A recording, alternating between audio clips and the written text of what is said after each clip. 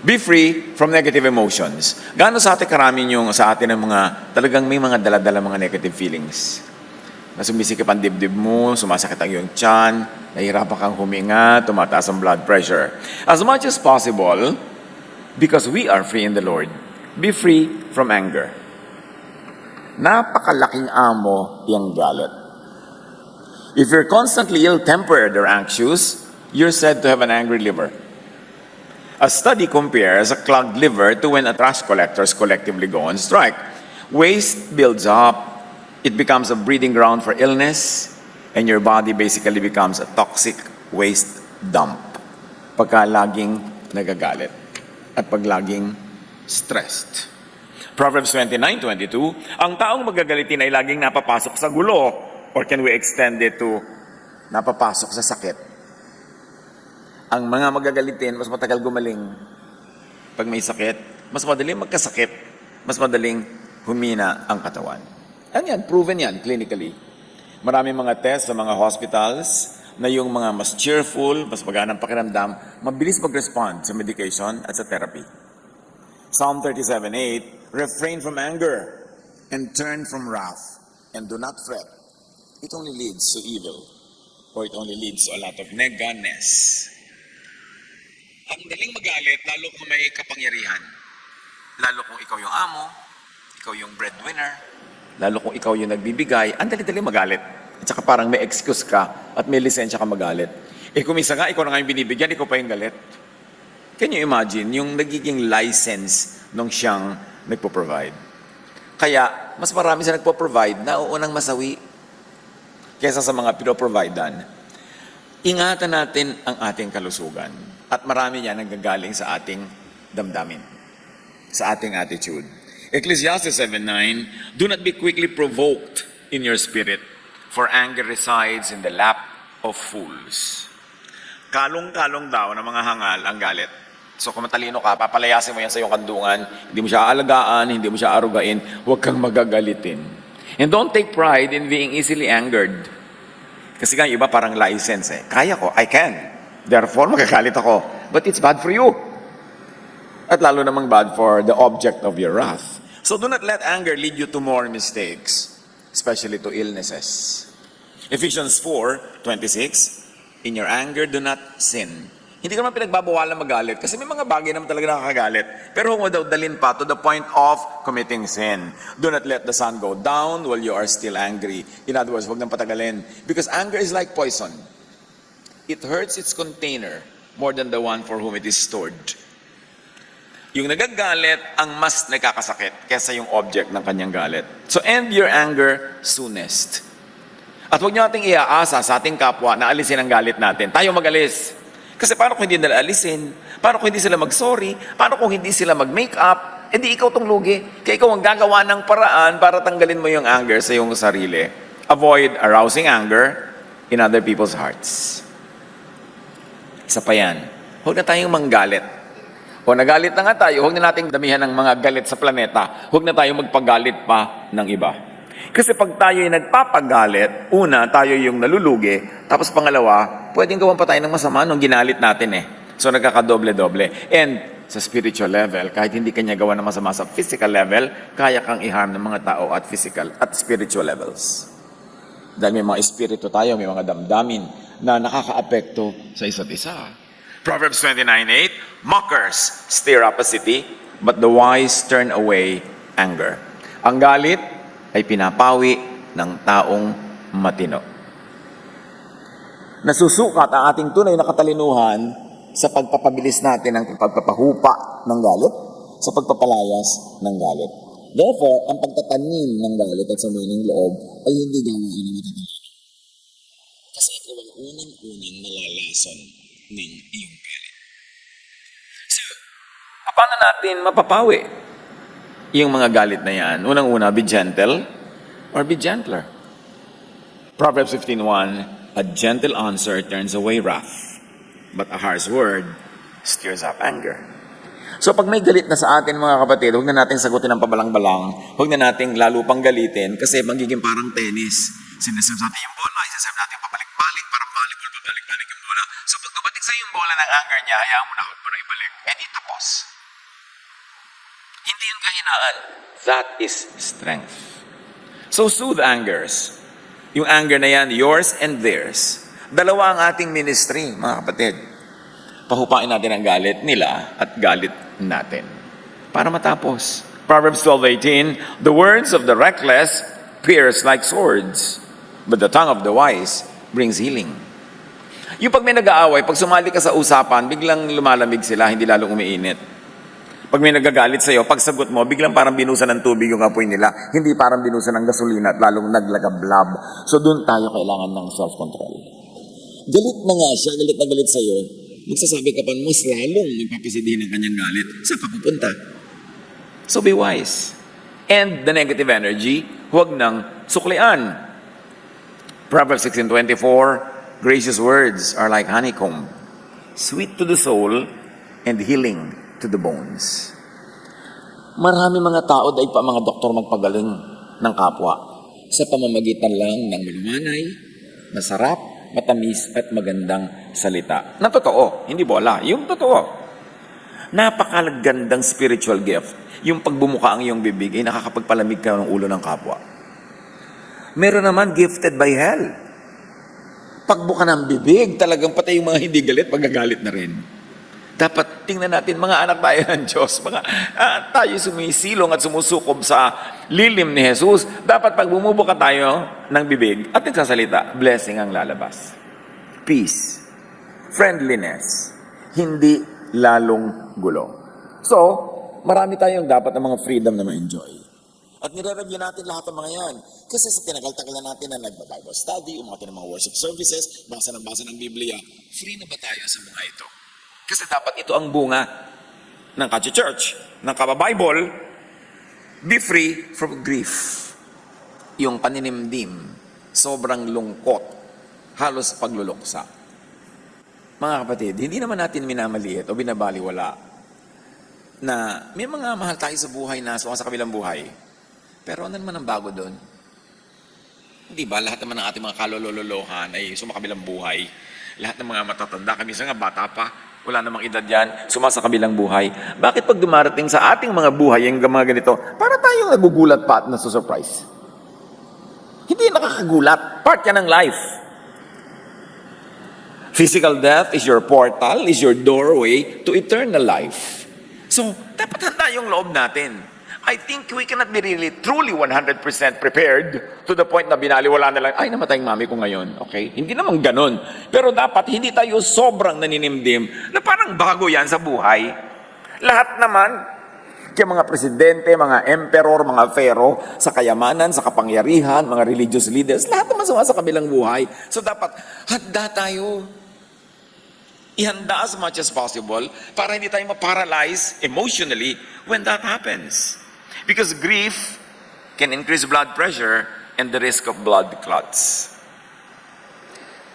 Intense grief can alter the heart muscle so much that it causes the broken heart syndrome, so-called. A form of heart disease with the same symptoms as a heart attack. Nakakaganon ang sobrang nalulungkot. Psychological factors such as anxiety and depression are prevalent in patients with asthma. There's a strong association between respiratory symptoms and psychological status. I'm putting in the references para pagka gusto nyo pang maghukay ng more researches. Pero mga may asthma dyan, yung mga lagi na lang napapagod, huminga o may mga respiratory diseases, baka suri-suriin yung mga kapatid, baka lungkot lang yan. Baka mga hindi maibulalas na damdamin. Mga sinisikil at hindi maipahayag na mga pagsisisi at panghihinayang. Nagiging asthma. Hindi naman lahat na may asthma, ganun. Pero sinasabi na sa atin ng siyensya. The social and medical sciences are already telling us, not to mention the scriptures. Kaya magsumuri tayo. Marami tayong karamdaman galing sa damdamin. Galing sa puso at isip. Hindi dahil sa galing sa katawan. Psalm 31:9, be merciful to me, O Lord, for I am in distress. My eyes grow weak with sorrow, and my soul and body grow weak with grief. So my soul, my body. Tatandaan natin, tayo ay body, mind, spirit. Tayo ay katawan, at spirito at damdamin. Magkakakonekta yun. Na ang best way ng pag-aalaga ng ating physical body is pag-aalaga ng ating emosyon. So, tiyakin natin na katulad ng mga grave griefs, mag-process tayo correctly. And then, move on. Hindi tayo pwedeng mabuhay sa lungkot forever. Lalong-lalo yung pagka tayo ay nangungulila o naulila ng mga mahal natin sa buhay, mahalin nyo lang todo-todo bago sumakabilang buhay. Para pag sumakabilang buhay, kalahati na ng lungkot nyo, bura na. Kasi alam nyo namang ginawa nyo yung best eh. Alam nyo namang minahal nyo. Konti na lang matitirang lungkot. Ang mahirap kasing lungkot, yung may kahalong pagsisisi. Yung may regret. So, bawasan natin yon, i-preempt natin yon, let's love na. Para pag dumating yung panahon, hindi masyadong nakakagimbal. Nehemiah 2:2. So the king asked me, why does your face look so sad? While you are not ill. This can be nothing but sadness of heart.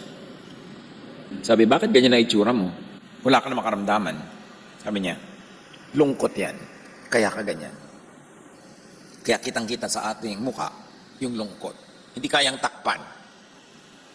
So ang mabuti pa, imbes solvin mo yung itsura mo from the outside, solvin mo yan from the inside. Dahil pag payapa ang puso, tahimik ang puso, makikita sa skin pores. Huwag nyo nang titigan yung skin pore ng katabi nyo. Kailangan nakikita, it emanates from within. Psalm 13 verse 2, how long must I wrestle with my thoughts? And day after day have sorrow in my heart. How long will my enemy triumph over me? Or let's say, how long will my enemy affect my emotion? Pagka galit tayo, o kaya nalungkot tayo dahil sa ibang tao, eh di galing sa kanila yung ating karamdaman. So kaya natin yung pigilan. Sabi niya, hanggang kailan ako makikipagbuno at makikipagbabag sa mga sarili kong iniisip, sa sarili kong mga inaalala at pinoproblema. Dahil ang talagang number one nating kalaban sa paghahanap ng kapayapaan, ng katahimikan, ng kasiyahan, ay ang ating mga sariling isip. Ang number one na nagpapahirap sa buhay natin ay ang ating isipan, iniisip, pinag-iisipan. Pag natutunan natin na disiplinahin ang ating isip, ituon sa maganda kaysa sa pangit, ituon sa nakakatuwa kaysa nakakainis, ituon sa nakakapagpatahimik kaysa nakakapagpapagabag, napakaraming kalusugan ang tatamasahin natin sa buhay. Control, direct your thoughts. Psalm 119:28, my soul is weary with sorrow. Strengthen me according to your word. According to the word of the Most High God. According to the word of the Most High God given to us by the Lord Jesus Christ. So, strengthen me according to your word, according to your thought, according to your truth, according to your idea. So, what can strengthen us? Thoughts. What can weaken us? Thoughts. Kaya yung tinatawag nating pinanghinaan ng loob, nasiraan ng loob, nagdalawang loob, puro yan tungkol sa thinking process. Kaya pag sabi natin buo ang loob, ganun din yun.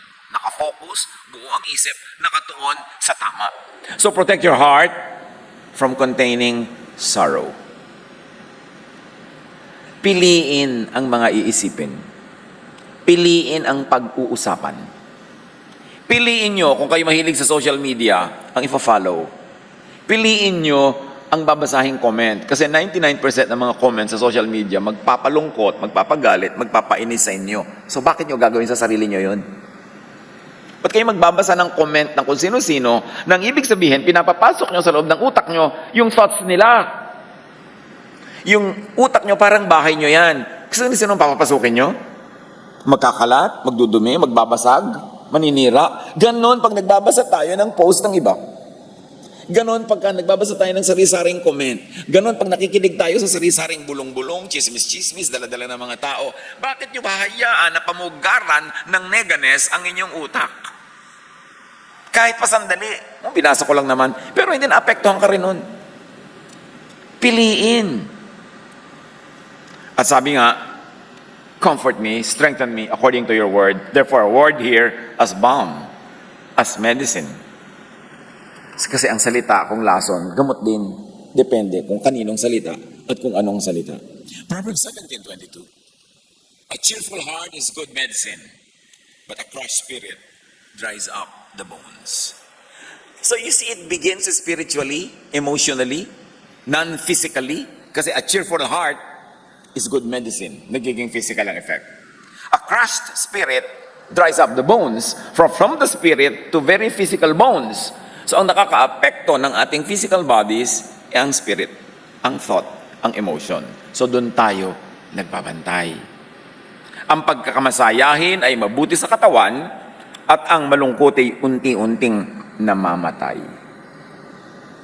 Kaya yung mga iba nga, pagka sila ay nakakapili ng room sa ospital, magtatagal sila ng konti doon, magpapagaling, pinipili nila yung yung ward ng mga bagong panganak. Kasi masayang ward yun. Yung mga nagdadatingan, may mga dalang cake, may mga dalang lobo. Kasi may bagong ipinanganak eh. Kung inilagay ka katabi ng morgue, di ba? Napatabi ka dun sa palliative care. Although, syempre, kailangan naman ng iba yung palliative care, pero doon ka pa napa-assign yung, lagi ka nakakarinig ng mga nananangis kasi biglang sumakabilang buhay yung pasyente. Diba? Ang hirap gumaling. So, surround yourself as much as your power will allow you with cheerfulness. Surround yourself with color, with happiness, with music. Surround yourself with good news, not bad. Makakaapekto sa'yo. Cheerfulness is not the situation. It is the attitude or the reaction of you. Be cheerful. You cannot always be happy, but you can choose to be cheerful. To meet every situation with as much cheer as possible. Because sometimes one energy of cheer changes the entire equation. Nasa attitude natin talaga. As much as possible, mga kapatid, be free from worry. Siyempre, para ka maging free from worry, you must do your homework. You want to be free from worry na magutom, di magtrabaho ka, mag-ipon ka, magtanim ka, magganon. You want to be free from health worries, live as healthfully as possible. Marami tayong pwedeng gawin na practical, pero marami rin na hindi kayang gawin in a practical way only, but also by controlling your attitude. So, huwag laging problemahin lahat ng mga bagay. Pero pastor, parang wala pong makita akong solusyon sa problema ko. Inang pagka walang solusyon, hindi ang problema.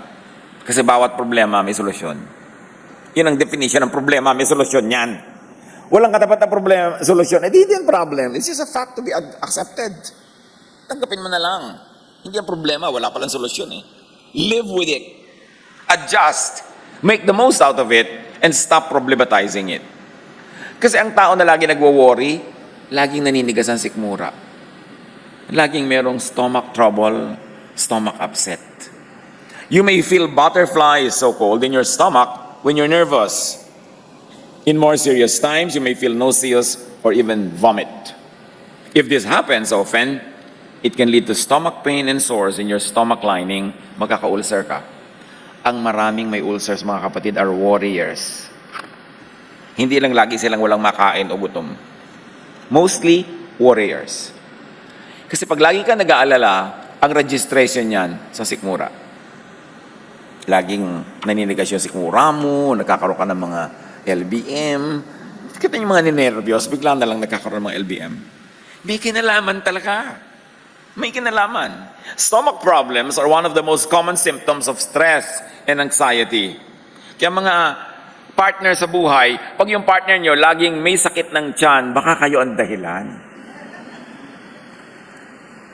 Hindi naman laging dahil stomach cramps for no reason at all. Marami doon, may anxiety, may worry, may nervyos. The brain and gut are connected via the vagus nerve, increasing digestive irritability and irregularity when stress and anxiety occurs. Kaya maraming ninenervyos, nag-iisip, nag-aalala, hindi natutunawan.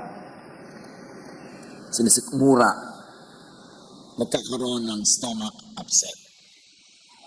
Don't worry, especially when you have no solution. Pag may solution, do what you can to solve it, pero pag wala, accept it. Live with it. Overcome it with attitude, with positive attitude. Matthew 6:27, can any one of you, sabi ni Jesus, by worrying, add a single hour to your life. Wala naman talaga. Pastor, magdamag po ako, hindi nakatulog, kaiisip na problema ko. May solusyon na ba? Wala pa rin po. Di dapat natulog ka na lang. Wala pa rin naman pala solusyon napuyat ka pa. At dahil puyat ka, humina ang iyong immune system, nagkaroon ka ng mga ibang sakit, sumakit ang ulo mo, hindi ka makakonsentrate, lalo dumadami yung problema mo. Napakalaking at napakagaling na discipline, mga kapatid, yung alam mo kung ano yung dapat mong problemahin at ilang hindi. Change what you can change, accept what you cannot change, live with it. That's how we adapt. Matthew 6:34, ang bukas, sabi ni Jesus, ay mag-aalala sa sarili niya. Sapat na ang inyong suliranin sa bawat araw. Huwag niyo nang i-fast forward pa yan. Proverbs 15:30, good news gives health to the bones. Tayo mga kapatid, pag may tinawagan, tinext, in-email, minessage, health ba ang dala natin o illness? Good news ba or bad? Huwag tayo magkandarapa sa pagdadala ng bad news. Ma-associate pa kayo with the bad news Meron naman, hindi pa ina-announce ang family na namatay yung nanay nila, naunahan mo pa mag-post. Unahan mo sa isang kondisyon, ikaw ang magpalibing.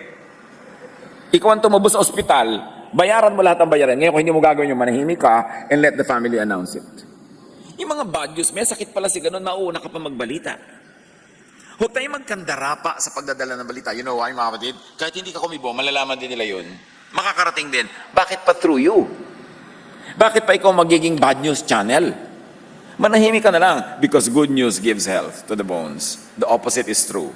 Bad news brings illness to the bones. Why be an agent of illness? So look for and focus on the good, the positive news.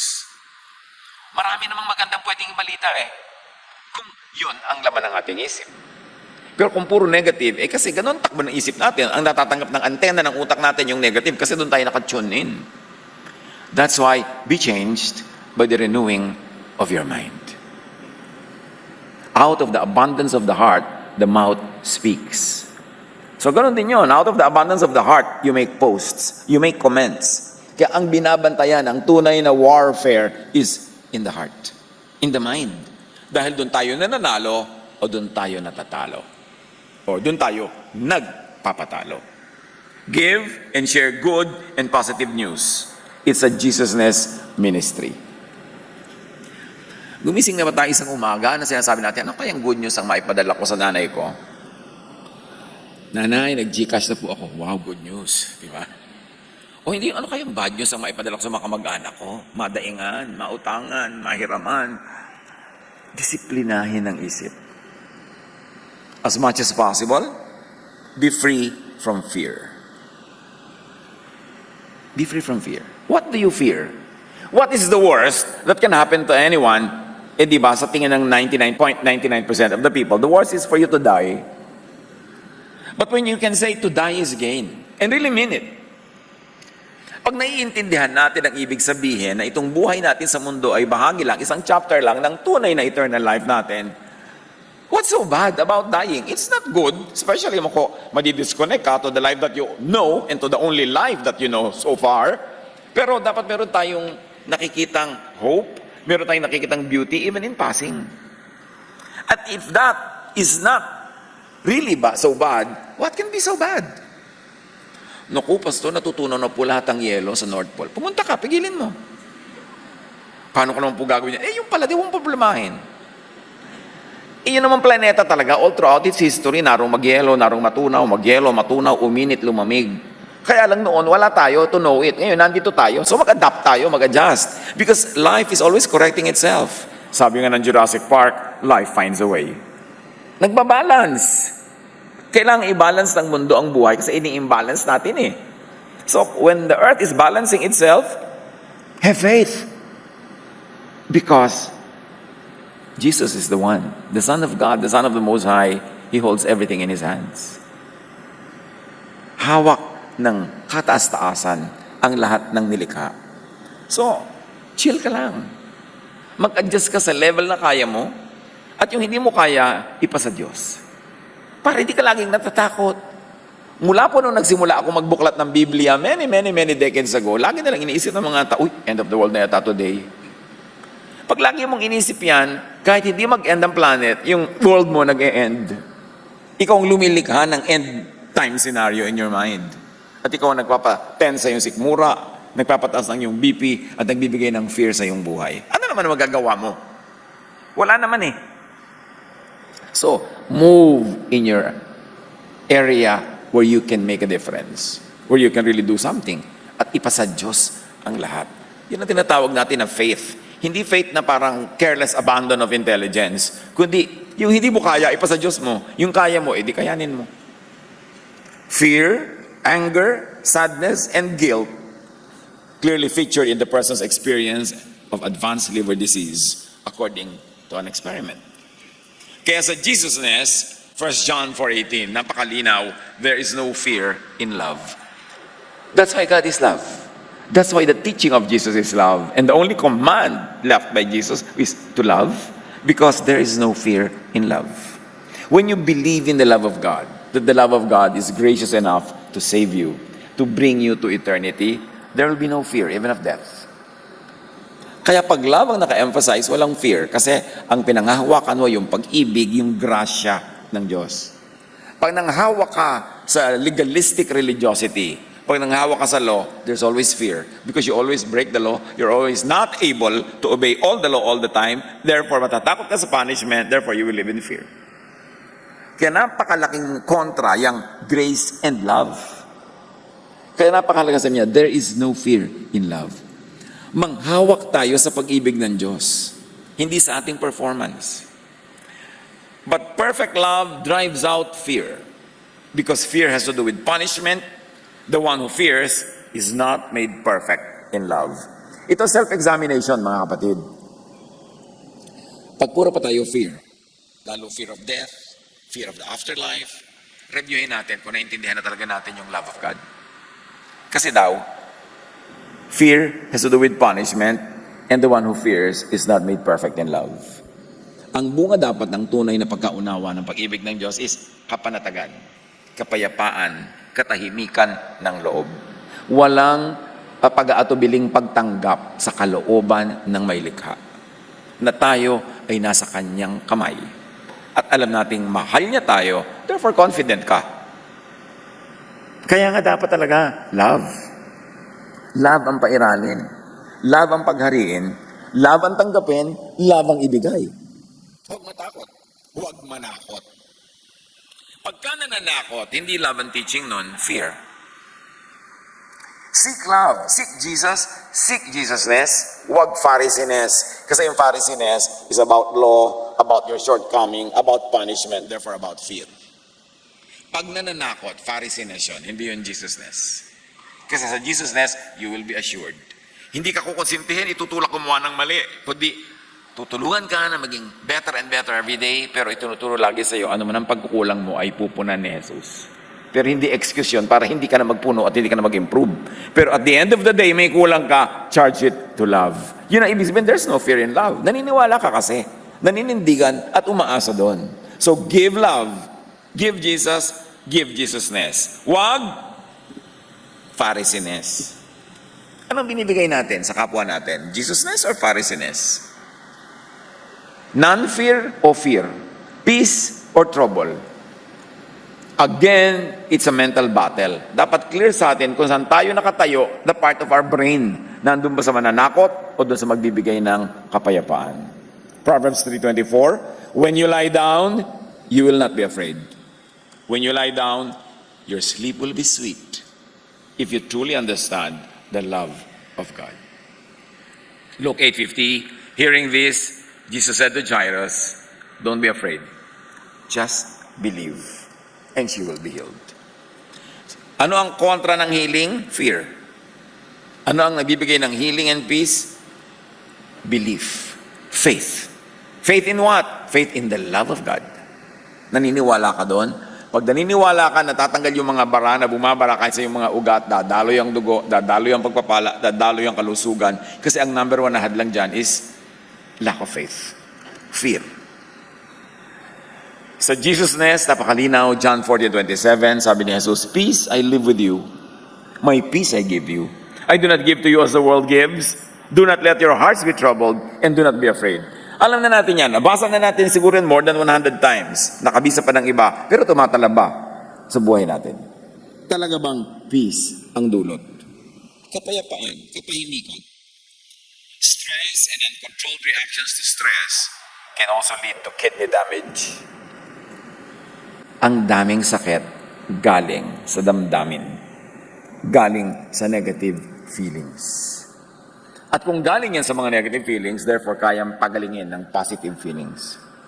Kayang pagalingin ng kapayapaan, ng katahimikan, ng pag-ibig. So, as much as possible, be free from stress. Piliin kung anong pag-i-stressan or not.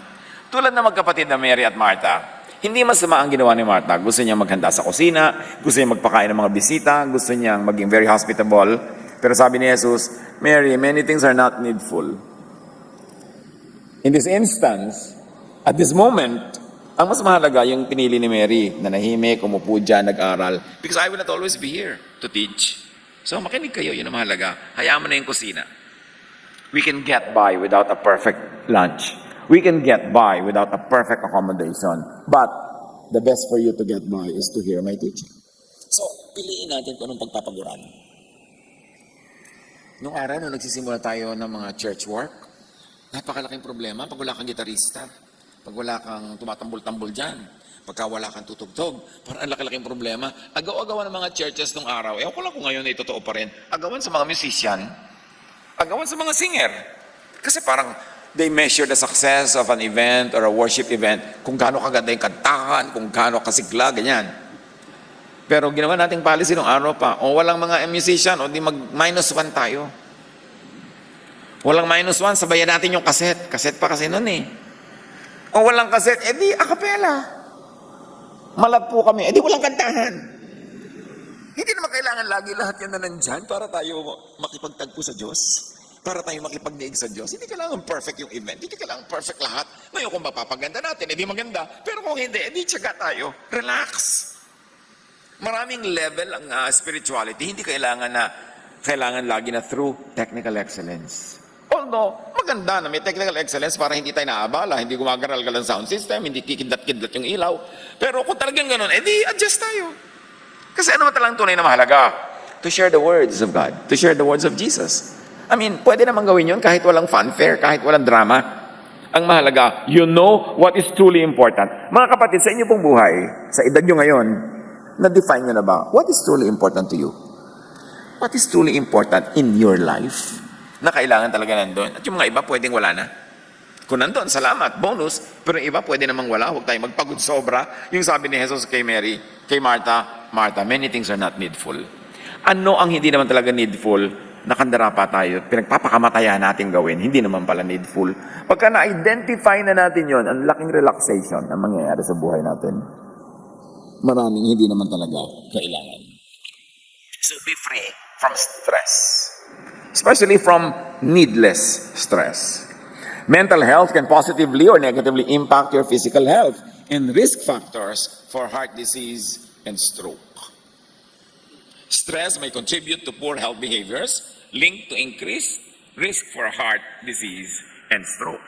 In fact, studies suggest that the high levels of cortisol from long-term stress can increase blood cholesterol, triglycerides, blood sugar, and blood pressure, common risk factors for heart disease. So, stress. Tapos kung ang pinag-i-stressan natin, hindi naman needful, nagka-heart attack na tuloy, kailangan talaga marunong pumili. Many things are not needful.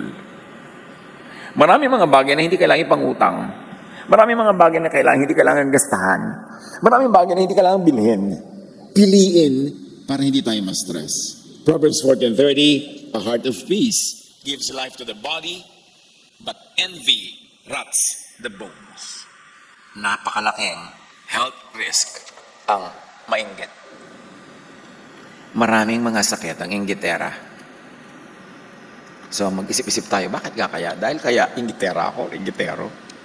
Bakit ako nagkakaroon ng ganitong mga sakit sa buhay? Sinasabi na sa atin ng Scripture. Napakalinaw na yan. Huwag tayo makipagtalo. Both Scripture and science. Sinasabi sa atin, makinig tayo. Psalm 31:10, my life is consumed by anguish, and my years by groaning. My strength fails because of my affliction, and my bones grow weary. Kalaban natin ang lahat ng neganess.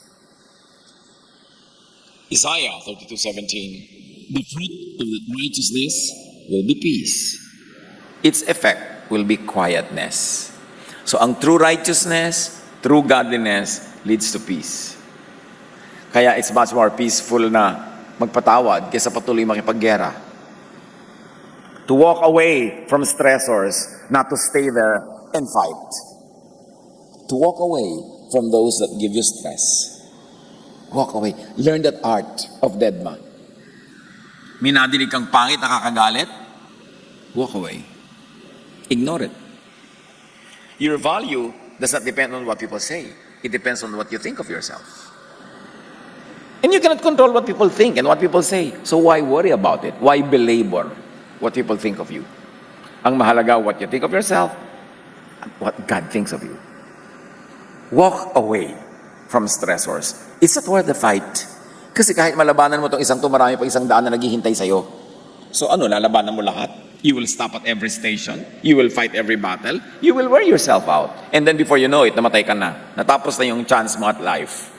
Ang iksi-iksi ng buhay, mahaba na nga pag inabot ka ng 95.